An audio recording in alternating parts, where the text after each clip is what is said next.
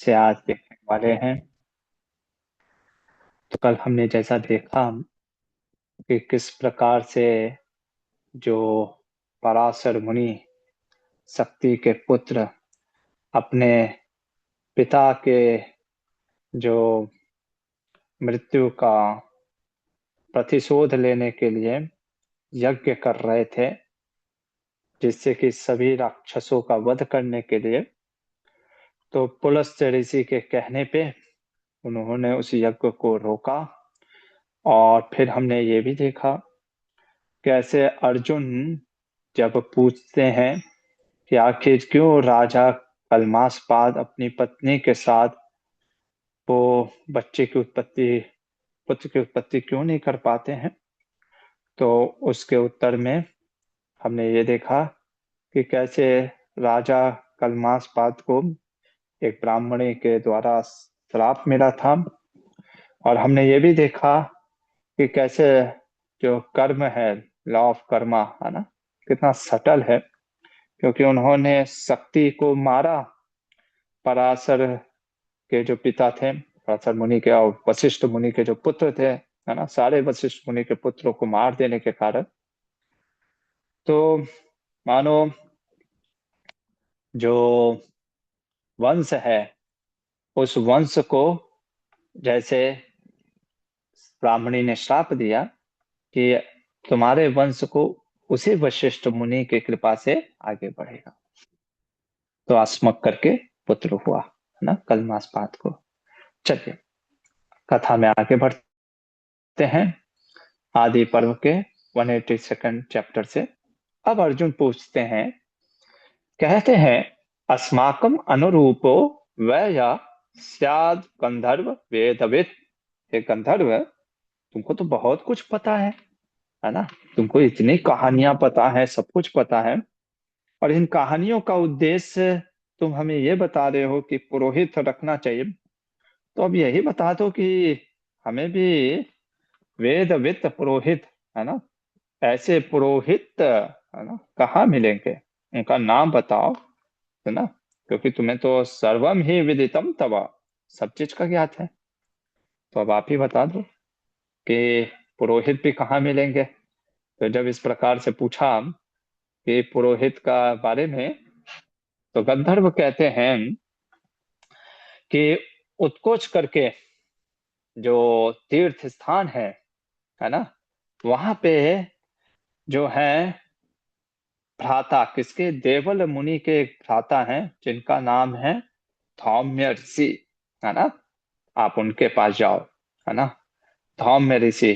तो इनके पुरोहित कौन होंगे, धौम्य ऋषि। जनरली किसी को धौम्य ऋषि के बारे में नहीं पता, है ना। देखिए, जब पहली बार हम गुरुकुल, आज से लगभग 5 साल वर्ष पूर्व जब गुरुकुल की स्थापना किए थे, बहुत सुंदर बात हमको हमारे जो गुरुजनों ने बताई कि टीचर कैसा होना चाहिए ना। टीचर ऐसा होना चाहिए कि जो स्टूडेंट हो वो इस प्रकार से उसके अंदर आत्मविश्वास, आत्मसम्मान इतना भर जाना चाहिए कि वो हमेशा कृतज्ञ रहे, किसके, अपने गुरुजनों के प्रति। बट गुरु को कभी भी नेम फेम के प्रति आकर्षण नहीं होना चाहिए। जैसे जामवन का उदाहरण है। अब आप वाल्मीकि रामायण में नहीं पाते हैं, वैसे तो आप देखोगे तो जामवन ने ही हनुमान जी को ये याद दिलाया, उसकी शक्ति को पहचान कराया, और फिर हनुमान जी ये लंका के लिए निकल पड़े, है ना, अपनी शक्ति को पहचान करके समझते हुए। लेकिन जामवन जी का वर्णन हम नहीं पाते हैं कि मानो कि लोगों ने बताया हो कि प्रभु रामचंद्र को कि जामवन जो थे जिन्होंने हनुमान जी का ये याद दिलाया शक्ति। ऐसे ही जैसे चैतन्य चरितामृत में हम देखते हैं लोकनाथ गोस्वामी, जय गोपाल भट्ट गोस्वामी, है ना, जो गोपाल भट्ट गोस्वामी जो रामानंद, जो राधा रमन मंदिर, जो राधा रमन आप लोगों ने दर्शन किए होंगे, तो राधा रमन जी विग्रह को प्रकट करने वाले गोपाल भट्ट गोस्वामी जी हैं। पर उनका वर्णन, है ना, ठीक है, मेरे ख्याल से लोग राधा रमन मंदिर जाते होंगे, पर बगल में ही गोपाल भट्ट गोस्वामी का समाधि मंदिर भी है, नहीं पता होगा, भजन कुटीर भी है ना। वैसे ही धौम्य ऋषि, ये जितने भी ऋषि मुनिगण आप देखेंगे, धौम्य ऋषि ऐसे टीचर थे, ये पांडवों के साथ 12 साल तक वन में भी थे। 1 साल अज्ञातवास के समय सिर्फ नहीं थे, ये महाभारत के युद्ध के बाद भी थे। भीष्म देव के साथ जब भीष्म देव ज्ञान देंगे उस समय भी थे वो। अब से लेकर के जब तक पांडव इस धरातल पे थे तब तक साथ में थे। लेकिन आप इनका बारे में या आप किसी से पूछो जो इसको महाभारत का ज्यादा ज्ञान ना हो, उनको नहीं पता होगा धौम्य ऋषि। अक्सर लोग बोलते हैं, अगर आप पूछोगे कि भाई अर्जुन के गुरु कौन है, तो आप कहोगे गुरु द्रोणाचार्य। पांडवों के कुल गुरु कौन है, कृपाचार्य। पर आप नहीं सुनोगे धौम्य ऋषि के बारे में, है ना। तो ये होती है महानता शिक्षकों की, टीचर की, है ना। तो हमारे गुरुजनों ने यही बोला था कि टीचर को ऐसा बनना चाहिए जैसे नमक होता है ना, वैष्णो, नमक ना हो तो पूरी फीकी पड़ जाती है, हमारे जो स्वाद नहीं आता खाने में, है ना। लेकिन नमक कभी दिखता है क्या, नहीं दिखता। वैसे हैं हमारे धौम्य ऋषि। तो ये धौम्य ऋषि कौन है, कहते हैं ये देवल के भाई हैं, है ना, देवल के ब्रदर हैं। बहुत ही महान है, धार्मिक व्यक्ति हैं धौम्य ऋषि। आप उनके पास जाओ, है ना, और उनसे याचना करो, प्रार्थना करो, है ना। उनको पुरोहित, हमें ऐसे चैलेंज मोड में नहीं जाना चाहिए। प्रभु जी, आज से आप मेरे टीचर हो गए, ठीक है, चलेगा, है ना, बताइए क्या करना है। ऐसे नहीं होता है ना। जा करके हमें बहुत सबमिसिव होना चाहिए, है ना। गुरु का पोजीशन को भगवान स्वयं बोलते हैं, तद विधि प्रणिपाते न परिप्रश्ने न सेव्या। पहले सबमिसिव एटीट्यूड में जाओ, है ना। चैलेंजिंग मोड में देखो, आप गुरु को जा करके चैलेंज कर रहे हो, आप गलत हो, है ना, ये आपने गलत बताया है। तो अगर जैसे गुरु तो क्या होंगे, है ना, वो त्रिनादपी के भाव में होते हैं आजकल, है ना, वो तो कह देंगे कि हाँ मैं गलत हूँ, आपसे ही हो, हरे कृष्णा। क्योंकि उनको लगता है कि क्यों इतना बहस करने का, है ना। कई बार आते हैं लोग, है ना, कहते हैं अच्छा ये बताइए ये 700 में ऐसे लिखा है ना, हम कैसे माने। हम कहते हैं देखो पेशेंस रखो, बहुत चीजें हमारे टीचर लोग को भी नहीं पता होगा, है ना। बट दैट डजंट मीन्स कि उनको नहीं पता तो इसका आंसर नहीं है, और इसका ये नहीं पता, अगर उनको ये नहीं पता तो काहे के टीचर है। नहीं, आप टीचर के पास जाते हो, आप सरेंडर की सद्भावना सीखते हो, है ना। तो उसी सरेंडर जैसे फोटो में आप देखो, है ना, कितना सुंदर फोटो भी पहले के लोग है ना वैसा बनाते थे। भले उसका पिक्चर इतना प्रिंट अच्छा नहीं है, फिर भी मैंने रखा, क्यों, क्योंकि हाथ जोड़ करके, है ना। वैशम पायन जी बताते हैं कि जब, है ना, अर्जुन और पांडव जब जान गए, गंधर्व को प्रणाम करते हैं, कहते हैं कि आपने, है ना, और धौम ऋषि से प्रार्थना करते हैं, है ना। तो पहले, हाँ पहले तो कहानी ये बताना मैं भूल गया। तो जब ये गंधर्व इसके साथ वो लगी थी ना कि आप मुझे घोड़े देंगे, मैं आपको ज्ञान दूंगा, अर्जुन ने उसको आग्नेयास्त्र का ज्ञान दिया। पर अर्जुन ने बोला कि ये जो घोड़े हैं ना, है ना, कहता है घोड़ों की बात वो तुम अपने पास ही रखो, हमें जब, है ना, जरूरत पड़ेगी, हमें जब इसकी जरूरत होगी हम आपसे मांग लेंगे, है ना। अभी हमको जरूरत नहीं, अभी कहाँ घोड़ों को लेकर के घूमते फिरेंगे, है ना। तो फिर वो लोग उत्कोच तीर्थ पे गए, और वहां पे जा करके वो धौम्य ऋषि से प्रार्थना की है कि आप हमारे पुरोहित बने, है ना। तो देखिए, जैसे एक हम देखते हैं ना गुरु कैसा होना चाहिए, वैसे शास्त्र वर्णन करता है शिष्य भी कैसा होना चाहिए, उसी के अनुसार लेना चाहिए, है ना। क्योंकि कई बार, है ना, शिष्य कोई परख भी करनी चाहिए। तो पुरोहित धौम्य ऋषि ने जब देखा ये पांडव बड़े धार्मिक हैं, सारा और ना, और बहुत ही महान है, और वेदों का अध्ययन, है ना, वेदों के विद्वान थे, से धौम्य ऋषि, वर्णन आता है ना, तन तान धौम्य पति चक्र सर्व वेद विदाम्बर, सभी वेदों को जानने वाले थे। तो उन्होंने मानो स्वीकृति दे दी, है ना। उन्होंने कहा ठीक है, वन्येन फल मूलेन पौरोहित्वेन चैवहम्, है ना, स्वीकृति दे दी कि आज से ठीक है, हम आपके पुरोहित होंगे, है ना। और जैसे ही पांडवों को एक गुरु मिल जाता है तो एक कॉन्फिडेंस आ जाता है ना।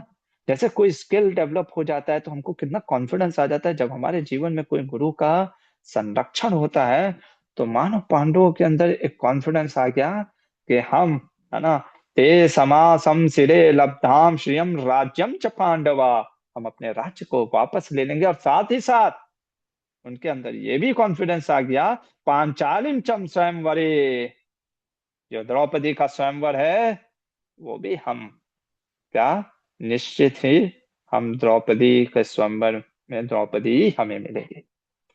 ये होता है गुरुजनों का कॉन्फिडेंस, है ना।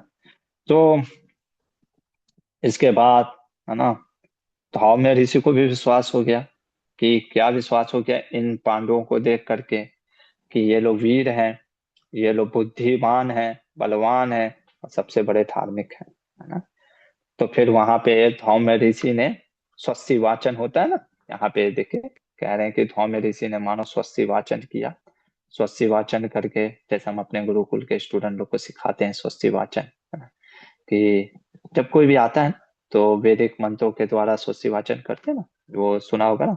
ओम स्वस्ति न इंद्रो वृधश्रवाः स्वस्ति न पुंसां वृधसवे विश्ववेद स्वस्ति न साक्षो अरिष्टनेमि, ऐसे करके, है ना। तो वो चीज है।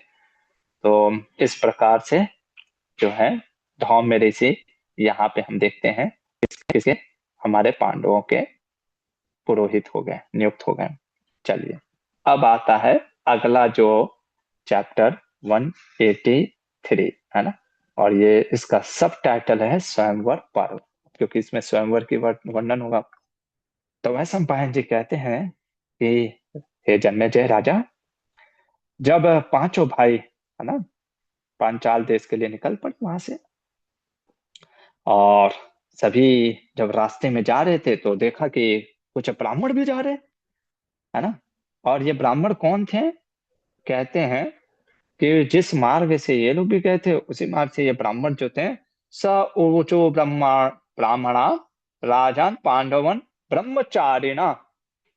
अच्छा, ये ब्राह्मण जो जा रहे थे ब्रह्मचारी थे, लेकिन आप इनके बातों को सुनोगे तो लगेगा नहीं कि ब्रह्मचारी थे। इसीलिए मैं कहता हूं ना, कभी एक्सटर्नल मत जज करो किसी व्यक्ति को। देखो, अभी हाल ही में मैंने एक बताया था ना, जिसमें हमने बताया था कि वैष्णव निंदा नहीं करनी चाहिए, मत करो। ये हमारा जो मेंटालिटी है ना, ये हटा दीजिए बाह्य रूप से, क्योंकि आज हम ना हर चीज को एक्सटर्नल वे से देखते हैं ना, हम लोगों को जज भी बहुत जल्दी करते हैं, है ना, बहुत जज करते हैं। यही से लिए ये महाभारत के शास्त्रों को, धर्म ग्रंथों को बड़े ध्यान से पढ़ो और इसको जीवन में अपनाने का प्रयास करो, है ना। तो देखिए, ये ब्रह्मचारी थे, है ना, यहाँ पे आप देख रहे हो ना श्लोक, ब्रह्मचारी ना। अब क्या बात कर रहे हैं जरा देखो। तो जब इन्होंने पांडवों को देखा, है ना, तो पांडवों को देखा तो पांडव तो बड़े, है ना, जैसे होते हैं ना कोई बहुत ही बलशाली एकदम अट्रैक्टिव है, तो पांडवों को देख करके बोलते हैं कि अरे कहाँ जा रहे हैं आप लोग, है ना, कहाँ से आ रहे हैं। तो उनके जो सबसे बड़े भाई थे युधिष्ठिर बोलते हैं कि हम लोग तो, है ना, हम सभी अभी साथ में थे, है ना, और सब एक जैसे तो बताते हैं कि हम लोग भाई हैं, सभी भाई हैं, और ये हमारी माता है, और हम एक चक्रा नगरी से आ रहे हैं। तो ब्राह्मणों ने कहा अच्छा, अरे चलो चलो, है ना, चलो हमारे साथ। कहाँ चल रहे हो, है ना, हम लोग, तो मानो युधिष्ठिर महाराज ने पूछा आप लोग कहाँ जा रहे हैं, कहे कि हम लोग तो जा रहे हैं द्रौपदी के स्वयंवर में, है ना। अरे बहुत सुना है द्रौपदी का स्वयंवर। पहले तो द्रौपदी का वर्णन करने लग जाते हैं, कहते द्रौपदी की सुंदरता का वर्णन करते हैं, कहते हैं अद्भुत, है ना, कहते हैं कि उसकी नेत्र, उसके जो एक एक अंग हैं, वो मानो ब्रह्मा ने बड़ा सोच करके बनाया है ना। और कहते हैं ये द्रौपदी का जो जन्म हुआ है, ये उसी धृष्टद्युम्न की बहन है, जिस धृष्टद्युम्न जो द्रोणाचार्य के जो शत्रु है ना हो गए हैं हमारे द्रुपद महाराज के, ये बेटे बेटी हैं, है ना। और धृष्टद्युम्न भी बहुत एकदम कवच कुंडल है ना, धनुष बाण से उत्पन्न हुए थे। उसी अग्नि में ये द्रौपदी है ना, बहुत सुंदर इसके नयन है ना, ये उत्पन्न हुई है, उसी की बहन है। और इसी का स्वयंवर नियुक्त किया है। सुना है सारे राजा लोग आने वाले हैं, है ना, उस स्वयंवर में बड़े बड़े लोग आने वाले हैं। मानो पूछे हैं युधिष्ठिर महाराज की, आप लोग क्या विवाह के लिए जा रहे हैं? कहने नहीं, हम लोग विवाह के लिए नहीं जा रहे हैं। वहां पे सुना है बहुत सारे राजा महाराजा लोग आएंगे, दान होगा, है ना। ऐसे महाराजा राजाओं को जो कि बहुत ही धार्मिक है ना, सब अस्त्र विद्याओं में निपुण है ना। हम तो किस उद्देश्य से जा रहे हैं? कहते हैं कि ते तत्त ते विविधा, है ना, विविधान दायान दायान, है ना, कि और हम अपने अपने नाना प्रकार के उपहार गौए दान देंगे ना, वस्तुएं दान देंगे। तो ये सब दान ग्रहण करने के लिए, है ना, और स्वयंवर को देखने के लिए, थोड़ा सा आनंद लेने के लिए। भगवान भी कहते हैं ना, युक्त आहार युक्त विहार युक्त चेष्टस कर्मसु विहार भी, है ना। सोचो, अष्टांग योग में विहार की बात कर रहे हैं, तो रिक्रिएशन टाइम भी होना चाहिए हमारे जीवन में। तो उसी तरीके से ये आनंद होने के लिए, आनंद प्रदान करने के लिए निकल रहे थे। कहते हैं हम लोग धड़ी चल रहे हैं, आपको भी चलो, है ना। और कहते हैं मुझे तो लग रहा है आप ही लोग में से कोई एक जीत जाओगे, है ना, क्योंकि आप लोग के रूप और रंग को देख कर लग रहा है कि आप सभी तो एकदम मानो देवताओं के समान है ना। कहते हैं ना, दर्शनीय व सर्वान देव रूपान अवस्थितान, देवताओं के समान दिख रहे हैं आप लोग, है ना। मुझे तो लगता है आपको ही देव द्रौपदी किसी एक को चुन लेगी, है ना। और मानो वो अर्जुन को देख कर कहते हैं, अरे ये जो तुम्हारा भाई है ना, ये बहुत सुंदर है ना, इसको इसके ये इसके है ना, बहुत प्रभावशाली दिख रहा है, ये लग रहा है विजयी होगा, है ना। तो मानो युधिष्ठिर महाराज लोग तो जा ही रहे थे, तो उन्होंने कहा ठीक है चलो, है ना, आप लोग बोल रहे हैं तो चलिए हम लोग भी चलते हैं। तो चलने लग गए। अब आगे बढ़े, है ना, आगे बढ़े। तो जब ये पांडव इस तरीके से पांचाल देश की तरफ बढ़ रहे थे, इनकी फिर मुलाकात हो गई। किससे? महात्माना शुद्धात्मनम कलमसम ददसु पांडवा वीरा मुनिम द्वैपायनम तदा। द्वैपायन ऋषि कौन है? हमारे व्यास मुनि, है ना। व्यास मुनि की मुलाकात फिर से हो गई। व्यास मुनि फिर मिले, है ना, मानो फिर से इंडिकेशन देने के लिए आए हूँ, है ना। पांडवों ने उनको प्रणाम किया, फिर बातचीत हुई, वार्तालाप हमने सुन ही चुके हैं, है ना। फिर से वही पुनः, है ना, कि जाओ तुम लोग द्रौपदी के स्वयंवर में। तो ये लोग भी चल वहां से आगे बढ़े। अब आगे बढ़े, है ना, सरोवर को देखते हुए ये लोग आगे बढ़ते हुए पहुंचे, कहाँ पहुंचे? पांडव लोग पहुंचे पांचाल देश में, है ना। पांचाल देश, पांचाल देश में पहुंच करके ये लोग ध्रुपद के नगरों को देखने लगे। और इस बार कहाँ रुके? एक कुम्हार के घर रुके। कुम्हार समझते हैं ना, उसके यहाँ रुके। कुंभकारस शालायाम निवासम चक्रिते तरा, कुमार के घर में रुकने की व्यवस्था हो गई, है ना। और जैसे ब्राह्मण लोग आज भिक्षा मांग करके अपना जीवन निर्वाह करते थे, वैसे पांडव लोग विवाह करने लगे, ताकि कोई पहचान न सके। और अब तो सब लोग आने वाला है ना, सारे राजा, तो अब तो बहुत सावधानी बरतनी है। अब वैशम पायन जी कहते हैं वही चीज कि राजा द्रुपद के मन में यह विचार था कि मैं तो ये विवाह द्रौपदी का अर्जुन के साथ कराना चाहता था। और इसी कारण से उन्होंने स्वयंवर की रचना की, क्योंकि उनके गुरु ने बोला था कि अर्जुन सब मरे नहीं।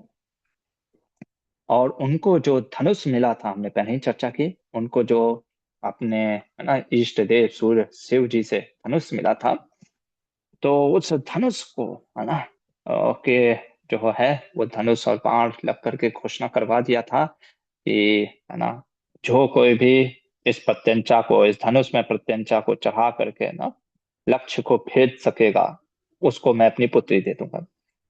अब जब ये स्वयंवर की बात पूरी घोषणा पूरे विश्व में हो गई, सब दूर दूर से राजा हैं, है ना, क्योंकि सबने सुन रखा था द्रौपदी के रूप का वर्णन। अनेक राजा सब वहां पे आते हैं, और कई ब्राह्मण भी वहां पे आते हैं ना।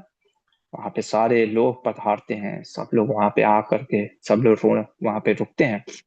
और वहां पे रुकने के बाद फिर उसका पूरा वर्णन आता है महाभारत में, कि किस प्रकार से वो पूरी नगर जो है एकदम जैसे फेस्टिवल का मौसम था ना, उस प्रकार से गाने बाजे, है ना, पूरे तरीके से नगर को सजाया गया था। पूरा क्लीननेस था, हर जगह इत्र डाले गए थे, है ना। और सब जगह से मालाएं, अनेक प्रकार के जो हीरे जवाहरात से पूरा सज रहा था, है ना, पूरा महल में। तो इस प्रकार से एक दिन, है ना, जब सभी राजा एकत्रित हुए, ब्राह्मण इत्यादि, तो ब्राह्मणों की जो पंक्ति में हमारे पांडव भी जाकर के बैठ गए, है ना, वहां पे जाकर के बैठ गए। ठीक है। तो सब बैठ गए। तो जब सभी लोग बैठ गए, तो धृष्टद्युम्न जो है वो अपनी बहन, है ना, द्रौपदी को लेकर के आता है ना। और द्रौपदी के हाथ में माला है। अब हमारे मध्वाचार्य अपने महाभारत तात्पर्य निर्णय में कुछ कहते हैं। क्या कहते हैं? कृष्णा प्रगृह सहजम प्रग्रहीति माला। आप देख रहे होंगे, कृष्णा मतलब द्रौपदी का नाम कृष्णा है ना। देखो हमारे आचार्य बड़े स्मार्ट हैं, smart in the sense, Draupadi भी बोल सकते हैं, पर नाम जानबूझ करके कृष्णा लिख रहे हैं, जिससे कि आप कुछ पढ़ते वक्त कृष्ण का नाम तो ले सको, है ना। तो ये उनकी महानता है, हमारे आचार्य वर्ग की। तो अब इस माला के ऊपर हमारे आचार्य वर्ग कुछ टीकाएं देते हैं। जो आप माला देख रहे हो ना, जो हाथ में माला ली है ना, द्रौपदी ने। तो सबसे पहले कहते हैं कि ये जो माला है, ये स्वयं, है ना, जो हाथ में माला पकड़ के रखी है द्रौपदी, वो स्वयं भगवान रुद्र ने, शिव ने, अभी शिवरात्रि भी आ रही है ना, तो शिव जी ने ये माला दिया था, है ना। किसको? ये माला दिया था अम्बा, पार्वती देवी को। पार्वती से कृष्णा को मिला, द्रौपदी को मिला। अब कैसे मिला ये तो कहानी नहीं पता, पर मिला।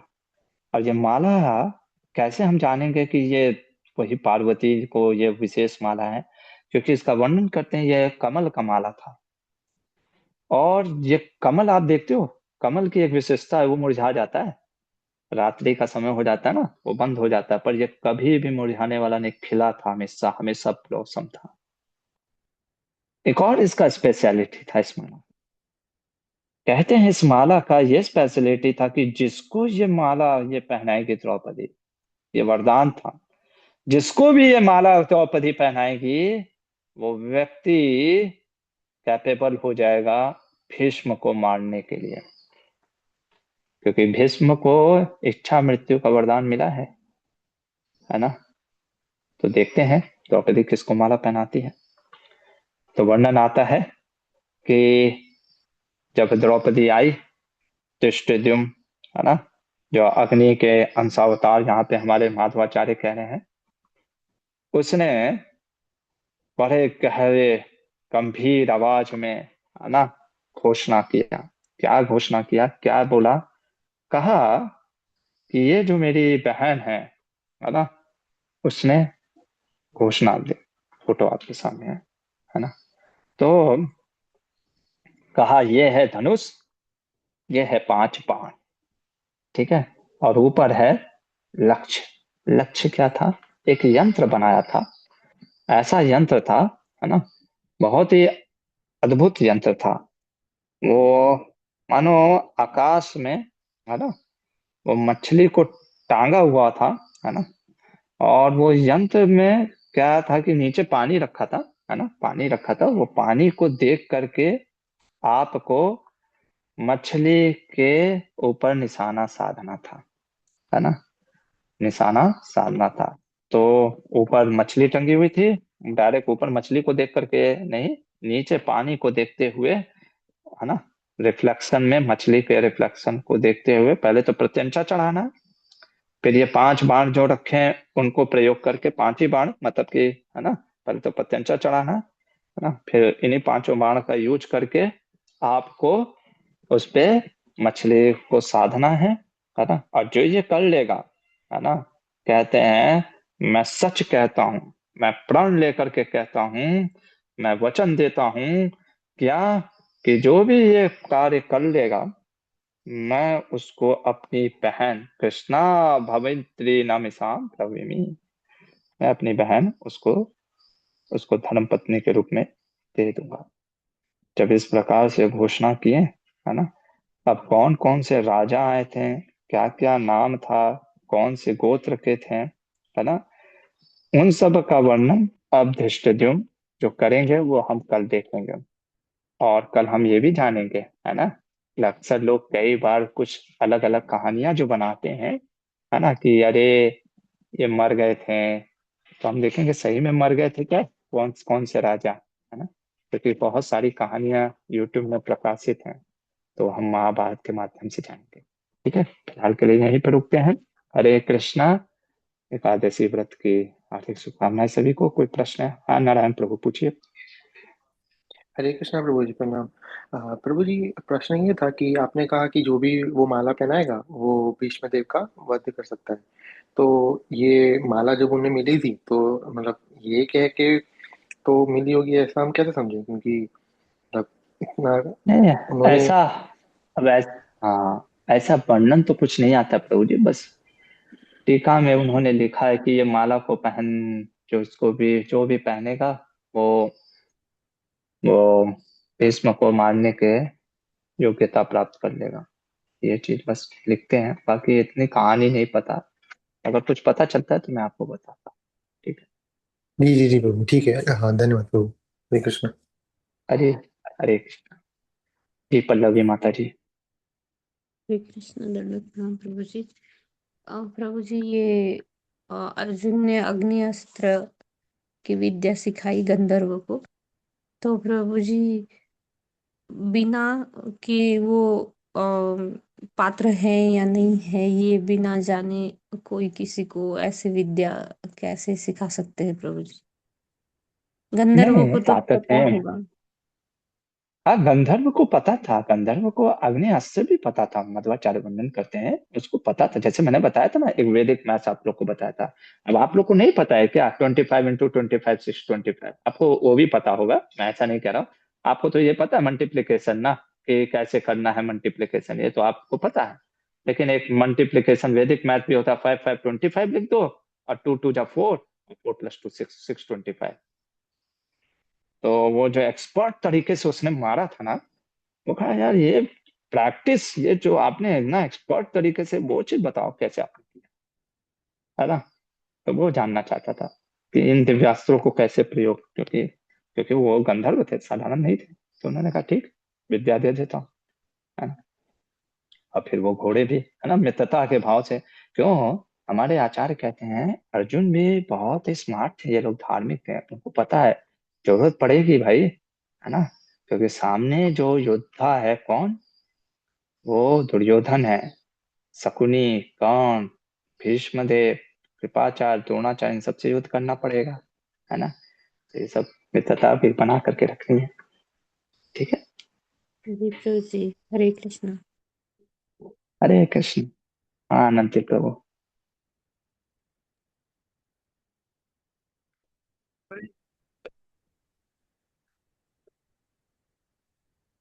आपका आवाज नहीं आ रहा प्रभु जी, आप वहां पे प्रभु चले जी, जाओ जहां से आप गया। हाँ। हरे कृष्णा प्रभु जी, तो अभी ठीक है। हाँ जी, ठीक है, बोलिए।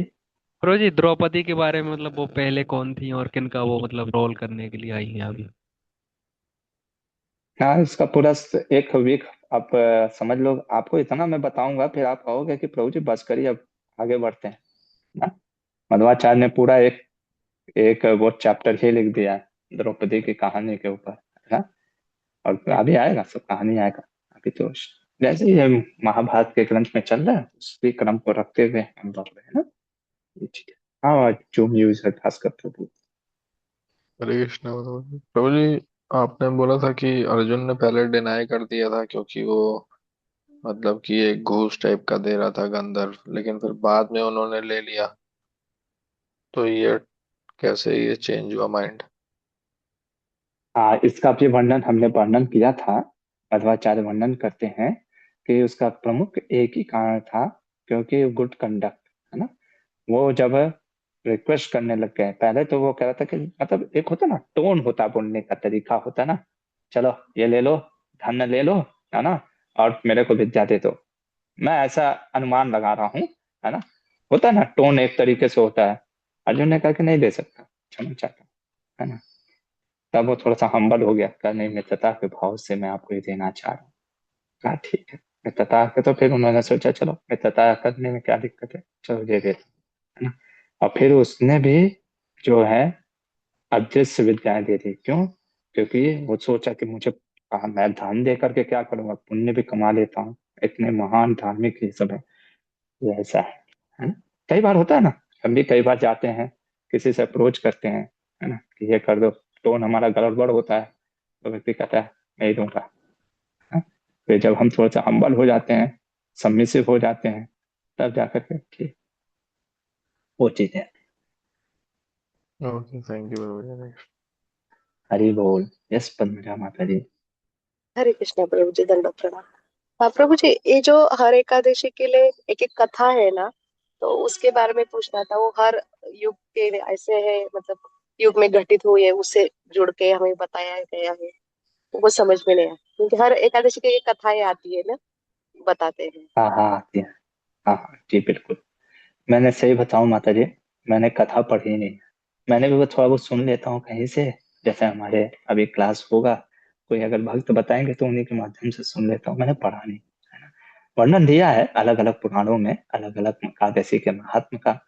मैं तो बस इसलिए एकादशी की व्रत करता हूँ क्योंकि माधव तिथि भक्ति जननी जतने पालन करी, हमारे आचार्य कहते हैं कि ये भक्ति की जननी है, ये माधव तिथि, ये एकादशी तिथि, है ना। इसको ध्यान में रख करके मैं एकादशी के व्रत का पालन करता हूँ, क्योंकि उन कथाओं को जब पढ़ोगे तो कई बार उसमें कैसे कैसे, है ना, आपको ये पुण्य मिल जाएंगे, ये पुण्य मिल जाएंगे, है ना। हर चीज को करने के कई कारण हो सकते हैं। हम कारण ये रखते हैं कि हमारी जिससे भक्ति बढ़े, और खास करके हमारे आचार्य कहते हैं वो ना सुधा भक्ता चरण रेणु, है ना। उसमें बहुत सुंदर जो आप देखोगे, वो जो भक्ति विनोद ठाकुर ने ये भजन लिखा है, उसमें शुद्ध भक्ति, सुधा भक्त, है ना। तो ये एकादशी की तिथि शुद्ध भक्ति प्रदान करने वाली है, प्रेम प्रदान करने वाली है, तो उसको चेतना को रख करके ही मैं हमेशा एकादशी के व्रत का पालन करता हूँ। तो कभी पढ़ा नहीं, कभी पढ़ूंगा तो बताऊंगा बताइए। ठीक है। थैंक यू प्रभु जी, ये मतलब करेक्ट आंसर है। मुझे भी अगर किसी को बताना है कि भाई एकादशी के स्टोर में मत जाओ, बस आपको भक्ति मांगना है भगवान से, भगवान के पास जाना है, तो थैंक यू प्रभु जी, आपने बहुत अच्छे से मुझे बस क्लियर कर दिया। हरे कृष्णा। हरे हरे कृष्ण। ठीक है, हरे यहीं पे कृष्णा रुक प्रभु जाते जी, हैं। दंड। कहाँ से आकाशवाणी हो गई? अच्छा हाँ माता जी बोलिए। हरे कृष्णा प्रभु जी, दंड प्रणाम प्रभु जी। वो मेरे प्रभु जी पूछ रहे थे कि जो हम कृष्ण जप करते हैं, तो उसमें हम हाँ हाँ कितनी बार तो हम तो कृष्ण महामंत्र ही बोलते हैं, बट फिर हमारे मुंह से कभी-कभी ऐसे मतलब हम कृष्णा कृष्णा ही निकलते, कृष्ण बोलते हैं बट कृष्णा ही निकलता है, तो क्या वो द्रौपदी को जाएगा, ऐसे पूछ रहे हैं वो। हाँ हाँ हाँ। अच्छा प्रश्न है ना। देखिए, हम उत्तर भारतीयों का एक थोड़ा सा प्रॉब्लम है। क्या प्रॉब्लम है ना। राम पढ़ते हैं, कृष्ण पढ़ते हैं। आप तो बल्कि उल्टा बता दिए कि कृष्णा पढ़ रहे हैं। हाँ, क्योंकि कई बार लोग ना हरे, तो हम लोग जैसे बोलते हैं हरे कृष्णा पे ना पे जोड़ नहीं देते, है ना। कृष्ण देखो जैसे लिखा जाता है ना, अगर मैं रोमन इटैलिक में बोलूँ तो, और इसको ऐसे लिखते हैं कृष्णा, है ना, ऐसे लिखा रहता है ना प्रभुपाद के, है ना। अगर यहाँ पे बार लगा दो तो वो द्रौपदी हो जाएगी, कृष्णा। लेकिन अगर यहाँ पे बार हटा दे, है ना, तो फिर वो क्या हो जाएगा, कृष्णा, है ना। तो हमें ना तो कृष्ण पढ़ना चाहिए, ना कृष्णा पढ़ना चाहिए, बट हमको कृष्ण पढ़ना चाहिए, कृष्णा। ना पे जोड़ लगाना चाहिए, ना नहीं बोल रहा हूँ, राम। अब प्रभु जी हमसे होता नहीं है, ठीक है, प्रयास करिए। हम लोग का थोड़ा सा क्या हो गया कि बोलते बोलते नहीं, खराब हो गया है, लेकिन ट्राई करिए। भावग्राही जनार्दन है कृष्णा। कृष्णा भावग्राही जनार्दन होने के कारण वो आपके भाव को समझते हैं, लेकिन इसका अर्थ यह नहीं है कि हम जैसे मन वैसे बोल रहे हैं ना। इसलिए हरे कृष्णा कृष्णा कृष्णा हरे हरे, हरे राम राम राम हरे हरे। सही प्रोनाउंसिएशन ये है। ना तो कृष्णा बोलना चाहिए ना कृष्ण बोलना चाहिए। क्यों? क्योंकि मंत्र कृष्ण, क्योंकि अगर आप सिर्फ कृष्ण बोल रहे हो, ना पे जोर नहीं दे रहे हो, जैसे मान लो कृष्ण, नॉर्थ इंडियन बोलते हैं ना कृष्ण, राम राम, क्योंकि राम बोलते हो ना, अगर राम से बोल रहे हो राम, तो माँ में हलंत हो गया, आधा मुंह। महामंत्र राम नहीं है, राम है ना, ये हलंत नहीं है, है ना। थोड़ा अगर संस्कृत आपको पता होगा तो। राम, राम मतलब माँ पे आपने हलंत लगाया है ना, आधा माँ है ना। कृष्ण आधा ना है, कृष्णा। ये साउथ इंडियन बोलते हैं, जैसे वो बोलेंगे ना, मोहना, राधा मोहना, है ना, वो ना पे जोर लगाते हैं। ठीक है। प्रभु जी वो लोग साउथ इंडियन प्रभु जी मोस्टली उनके जो मतलब ऐसा बोलने का तरीका होता है ना, वो लोग आ लगाते हैं लास्ट में। हम लोग तो ऐसे आ हाँ लगाते वो नहीं, बट वो आप, लोग आ लगाते हैं। आ, लेकिन जब आ, हम लोग बोलते हैं हाँ तो वो हमें लगता है कि हम भी आ ही बोल रहे हैं, ऐसा लगता है हमें। हाँ वो आ लगा देते हैं, और कभी कभी लेकिन उनके में एक अच्छा ये है कि वो रामा, जैसे उनका अगर आप सुनोगे तो वो रामा पढ़ते हैं, हम राम हाँ पढ़ते हैं, जी। है ना। हम राम पढ़ते हैं, हम राम बोलने के लिए बोल सकते हैं, लेकिन जब महामंत्र बोलते हैं तो प्रयास करना चाहिए रामा, है ना, वो माँ पे जोर लगाना चाहिए, रामा भी नहीं पढ़ना चाहिए, कृष्णा, कृष्णा भी नहीं और कृष्ण भी नहीं, है ना। प्रयास करना चाहिए। बाकी तो भगवान तो है ही है, बाकी देखने के, अब जैसे हमारे कुछ चाइनीज नहीं डिवोटी हटते। हैं, उनके यहाँ चाइनीज डिवोटी के यहाँ तो कृष्ण जो है वहां पे तो शायद ना है ही नहीं, वो कृष्ण क्या बोलते हैं, कृष्णा, हरे कृष्णा र नहीं है शायद, हरे कृष्णा। तो हमको हरे कृष्णा नहीं बोलना चाहिए, नहीं तो भगवान कहेंगे कि हाँ ज्यादा ओवर स्मार्ट मत बनो, है ना। ठीक है। देखिए कृष्णा परमात्मा के रूप में है, वो तो देख ही रहे हैं हर के हृदय में किस भाव से हम क्या चैंट कर रहे हैं। ठीक है। प्रभु जी इनको ठीक है। पूछना नहीं, मुझे ही बोलते रहते हैं पूछने के लिए, पूछो ना, तुमको डाउट है तो। इसमें ठीक है, कोई कृष्णा लास्ट में लगाना है कि क्या लगाना है प्रभु जी? कोई अभी भी डाउट है, ना लगाना है या क्या लगाना नहीं, है? बस सिर्फ ना बोलना है, ना पे न जोर देना है, कृष्णा। कृष्णा। हाँ ठीक है हाँ, प्रभु जी। ना पे, है ना, ठीक ना है। आ ठीक नहीं है, दंड लगाना, प्रणाम। या आ नहीं लगाना है ना, बस ना पे जोर देना है ना? ठीक है। ठीक है चलिए, प्रभु जी, दंड प्रणाम। और प्रभु जी मेरा धन्यवाद। ये सवाल था प्रभु जी कि जैसे व्यास मुनि हम देख रहे हैं कि वो हर समय कैसे पांडव को आके हर चीज के लिए इन्फॉर्म कर रहे हैं, मतलब पहले से। तो क्या व्यास मुनि ने उनको एक बार भी इस बारे में नहीं बताया कि वो मतलब उनके जो पुरोहित हैं उन्हें चुनना चाहिए? ये व्यास मुनि क्यों नहीं उनको बताते हैं? क्योंकि वो तो जब मतलब गंधर्व उनसे मिले थे पांडव से, उसके पहले भी मिल गए थे। व्यास मुनि उनसे मिलने आए थे, तो फिर उन्होंने क्यों नहीं बताया उन्हें कि आप बताया होगा, पुरोहित देखो। बताया, नहीं अब बताया हुआ है, इंडिकेशन के रूप में बताया होगा। अब हर चीज वर्णन तो महाभारत में नहीं करते हैं एक एक चीज का कि क्या क्या बात हुई। जो प्रमुखता बात होती है उन चीजों को उल्लेख किया जाता है, और साइड इंडिकेशन तो कभी भी व्यास, देखो व्यास मुनि मैंने पहले ही बताया ना, कभी भी व्यास मुनि या कोई भी जो आचार्य वर्ग होते हैं हमारे, वो डायरेक्ट आंसर नहीं देते हैं, वो इंडिकेशन देते हैं, इंडिकेट करते हैं, साथ हमेशा इंडिकेट करता है आप ऐसा कर सकते हैं, आप ऐसा करेंगे तो ये चीज होगा। और मैंने आपको बताया था ना कि ये पांचाल का क्यों, पांचाली का वर्णन का एक पूर्व कथा क्यों बताया, क्योंकि पांचों पांडवों के मन में जब द्रौपदी का वर्णन सुना ना, तो सबके मन में ये आया कि विवाह करने का। अब सभी भाई, पांचों भाई, है ना, धार्मिक व्यक्ति हैं, तो इसीलिए व्यास मुनि यहाँ पे ये इंडिकेट कर रहे हैं कि जज मत करो, ये पांचों के मन में अगर किसी के प्रति विवाह के लिए उत्पन्न हुआ द्रौपदी के लिए, क्योंकि ये पांचों का कनेक्शन है द्रौपदी के साथ, है ना, क्या कनेक्शन है वो सब अभी पता चलेगा। और द्रौपदी का इसलिए थोड़ा सा कहानी बता दिया व्यास मुनि ने कि इसको पूर्व जन्म में महादेव से आशीर्वाद मिला था, 5 पति होंगे, है ना। अब उसी चीज का वर्णन कहानी आगे हम देखेंगे। ठीक है। तो और ऐसे प्रभु जी शॉर्ट में ये, प्रभु जी ये भी पूछना था कि जैसे जब धौम्य ऋषि के बारे में बताते हैं, मतलब कि गंधर्व की आप पुरोहित उनको चुन लो, तो फिर ज्यादा मतलब हम देखते हैं ना कि जब हम पुरोहित चुनते हैं तो उसके बारे में कितनी मतलब पूरी तरह से जांच पड़ताल करते हैं, जानकारी लेते हैं। तो फिर इन्होंने ज्यादा कुछ नहीं उनके बारे में जाना और फिर वो उनको पुरोहित चुन लेते हैं, तो थोड़ा सा हजम नहीं हुआ ये बात, इसीलिए ये पूछ हाँ रही थी सवाल। हाँ हाँ हाँ, नहीं अच्छा प्रश्न है। देखिए, इसमें अभी वर्णन नहीं आया, बट इसका अर्थ ये नहीं है कि तो रोम ऋषि को चूज करते वक्त इन्होंने जांच पड़ताल नहीं किया।